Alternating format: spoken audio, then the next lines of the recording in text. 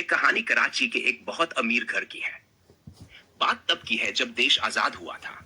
एक बच्ची अपने जन्मदिन पर कुछ एल्बम देख रही थी। इत्तेफाक से उसे एक पुराना एल्बम मिल गया। वह एल्बम लेकर अपनी दादी के पास जाती है और बोलती है, दादी, ये आप और दादा है ना? और आपके साथ ये खूबसूरत सी लड़की कौन है? दादी ने घबराते हुए कहा, ये एल्बम तुम्हें कहाँ मिला? तुम्हारे दादा ने तो सारे एल्बम नष्ट कर दिए थे। तो उसने कहा, बताइए ना दादी, ये कौन है? दादी ने कहा, बेटा, ये तुम्हारी अब्बू की बुआ शबनम है। शबनम देखने में इतनी खूबसूरत थी कि मानो खुदा ने उसे अपने हाथों से बनाया हो। मैंने पूछा, दादी, अब शबनम फूफी कहाँ है? बताइए ना, मैंने कभी इन्हें क्यों नहीं देखा? दादी ने कहा, बेटा, ये बहुत पहले की बात है, जब हमारी नई नई शादी हुई थी और मैं दुल्हन बनकर घर में आई थी। जब बंटवारा हुआ तो हम पाकिस्तान जा रहे थे। गाड़ी में मैं सामने तुम दादा के साथ बैठी थी और पीछे शबनम थी। हमारी गाड़ी रास्ते में खराब हो गई थी और हमें उतरना पड़ा। अचानक एक पल दिए जोर का तूफान आया और शांति हो गई। हमारी गाड़ी भी ठीक हो गई और हम बिना ध्यान दिए जल्दी में गाड़ी में बैठकर कराची चले गए। कराची में हमारा काफी बड़ा था। शबनम सीधे अपने कमरे में चली गई और अपने कमरे में शबनम अब बहुत हंसती थी, बहुत बातें करती थी, खिलखिलाती रहती थी। उसके शरीर से भी मीठी खुशबू आती थी, ऐसी खुशबू जो सबको मदहोश कर देती थी। कई बार मैंने उससे पूछा भी कि आप कौन सा इत्र लगाती हैं जिसे इतनी मीठी मीठी खुशबू आती है। वह कुछ नहीं बताती और हंसती रहती। शबनम का व्यवहार अचानक बदलने लगा। वह बीमार होने लगी और हंसती खिलखिलाती लड़की कमजोर महसूस करने लगी। अब वह धीरे धीरे बिस्तर पकड़ ली। काफी इलाज होने लगा लेकिन कोई सुधार नहीं आया। एक दिन मेरे ससुर जी एक मौलाना से मिलने गए।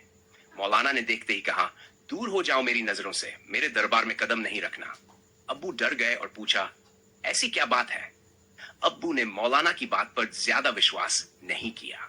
उन्हें चिंता सिर्फ शबनम की थी। कई डॉक्टरों को दिखाया गया। शबनम की हालत दिन ब दिन बिगड़ती जा रही थी और घर में मानो धन दौलत की बौछार होने लगी। हर तरफ से धन ही धन आने लगा। सब यही सोचते थे कि नई बहू के पैर बहुत अच्छे हैं और इधर शबनम बीमार पड़ी हुई थी। एक दिन अचानक घर में शबनम की तबीयत बहुत बिगड़ गई और उसके कमरे से बहुत जोर जोर से एक मर्द के हंसने की आवाज आई। सभी लोग कमरे की तरफ दौड़े तो देखा कि वहां पर एक जिन बैठा हुआ था और शबनम बेहोश थी। वह कह रहा था, देखो, मुझसे डरने की जरूरत नहीं है। मैं इस लड़की से बहुत प्यार करता हूं और मैं शबनम के साथ रहना चाहता हूं। आप लोग मुझे शबनम दे दीजिए, मैं आपको बहुत अधिक धनवान बना दूंगा। इतना धन दूंगा कि कई पीढ़ियां आपकी खाएंगी। मेरे ससुर जी ने सभी को बाहर निकाल दिया और पता नहीं जिन से क्या बात की। और अगले दिन ही सभी को बोले कि आप लोग, हमारा नया घर बन गया है, उसमें अपना सामान ले जाओ, शबनम यहीं रहेगी।